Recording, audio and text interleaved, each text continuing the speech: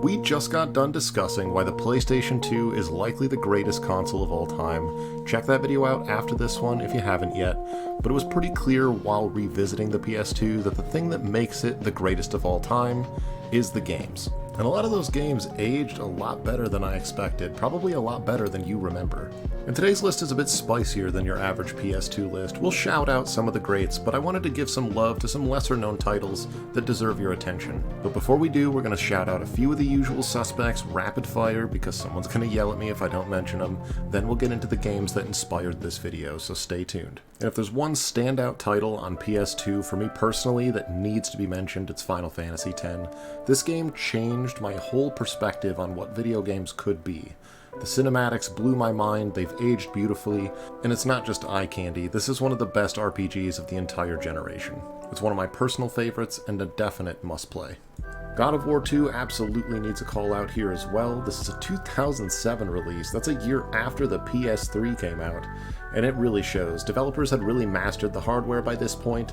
God of War 2 is an extremely high fidelity experience while maintaining and utilizing the hardware for that epic scale that the series was so known for. Speaking of epic scale, let's talk Shadow of the Colossus. This game absolutely maxed out the PS2's hardware to give you vast, open environments with humongous behemoths of monsters to have encounters with.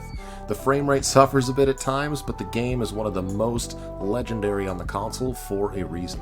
Last game before we get into my personal choices, but this is another must-mention game. It's Metal Gear Solid 3. This whole game just feels like a tech showcase for what the PS2 is capable of when it's fully maxed out. We're talking volumetric effects, lighting, shadows, reflections.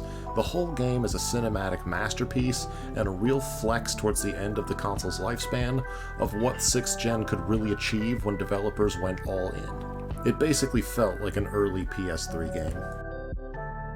Alright, those are some obvious ones, but let's move on to the games that I'm really excited to talk about, starting off with Baldur's Gate Dark Alliance. The very first thing I noticed when I booted this game up, other than the incredible voice acting work, is the high fidelity character models. They look sharp, they have some physics to them, if you will, and there's decent facial animations for the PS2 era. And that was already impressive enough, but then you get down into the dungeons and you notice that all of the lighting and shadows is all rendered in real time. The torches illuminate your character and nearby objects with a faint, noticeable simulated flickering of the flame. Your fire spells actually brighten the shadows cast by the walls nearby. Dropped items have real physics. The water has super realistic fluid animation. I mean, just the sheer number of mobs throwing projectiles simultaneously. It's all really surprising stuff to see on the PS2's hardware, all occurring at the same time. The Xenosaga trilogy is pure cinema, and I kinda mean that literally. There's like 10 hours of cutscenes in each of these games. The Xeno series as a whole is one of the most ambitious in gaming, and I think that the quality and scale on offer in the Xenosaga trilogy really hits that cinematic tone that they were going for with this series. This sci-fi world is fully realized on the PS2, it's pure eye candy, and one of the finest experiences on the console if you're into story-based games.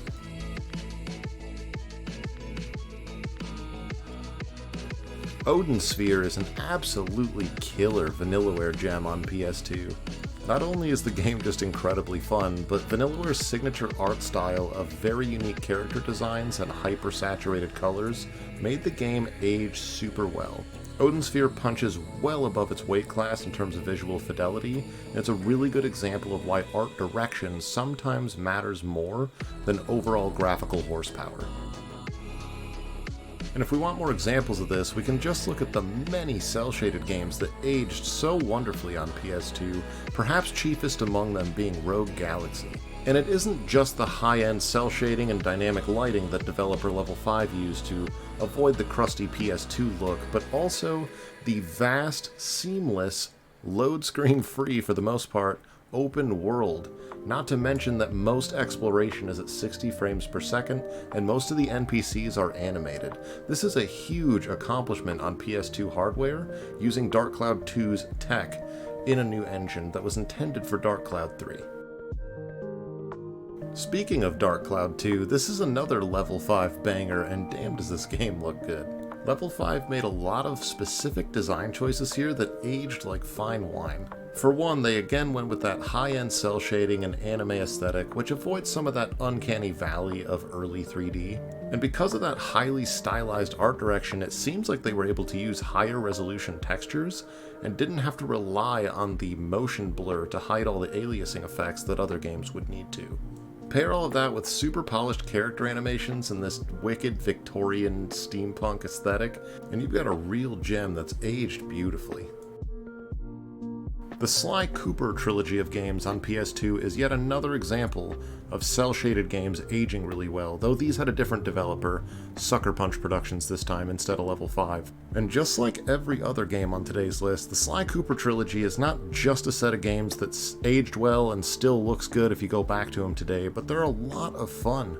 These games combined the traditional 3D platforming elements that you're used to with stealth gameplay to create a very interesting game loop that's a ton of fun. But alright, enough of this art direction phooey. You don't care about that. You want realism. You want to see what the PS2 is capable of when it's fully dialed in and maxed out.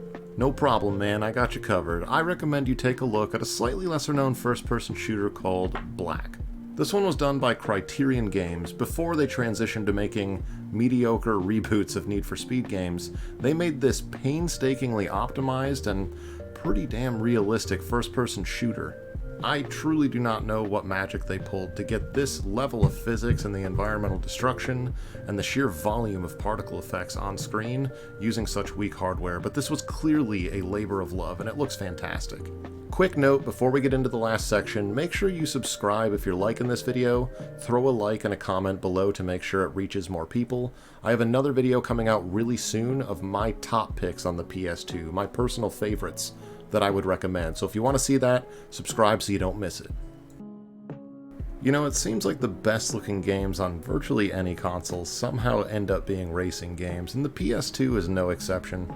I want to give an honorable mention to the high fidelity car models and neon soaked streets of Need for Speed Underground 2. That game does look good, but if you really want realism in terms of both driving and car model accuracy, you gotta go for Gran Turismo 4. While the more simulation and real-world accurate car racing games have never really been my personal preference, I like the cheesy, smooth-brained arcade style of Need for Speed personally, but I cannot deny that the accuracy of the car models, the sense of speed, the accuracy of the simulation effects in the racing in Gran Turismo 4 is probably the best on the console, and it does look absolutely fantastic.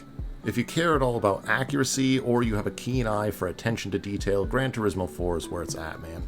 And that's all I've got for you for today. Now obviously we're just scratching the surface here. This is far from a comprehensive list of all the games on PS2 that have aged well, and if you want a part 2, go ahead and ask for it in the comments below and I'll consider making that, and make sure you stay tuned for that must-play PS2 games list that's coming up shortly. I do appreciate you sticking around to the end of the video. Like the video, comment, let me know what titles you think I missed, and I appreciate you sticking around for the whole thing. Until next time, my friends, thanks for stopping by.